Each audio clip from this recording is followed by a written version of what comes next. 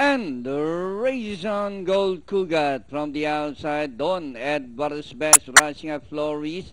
Moving up by Daral Take Me Tonight. Diamond Dane and Royal Viva is the early trailer by about 6 or 7 lengths of the leader.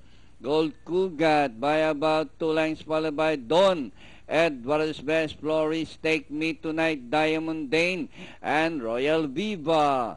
And rounding the far turn, Gold Cougat by about 2 lengths, Don Edwards Best, Flores, Take Me Tonight. Then here comes Royal Viva and Diamond Dane as they race the final corner.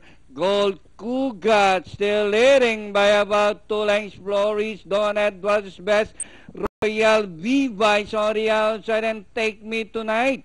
And nearing the finish line, Gold Cougat by about 6 lengths now, followed by Royal Viva. And nearing the finish line, number 6, Gold Cougat, Royal Viva, Take Me Tonight, Don Edwards Best, Flores, and Diamond Dane.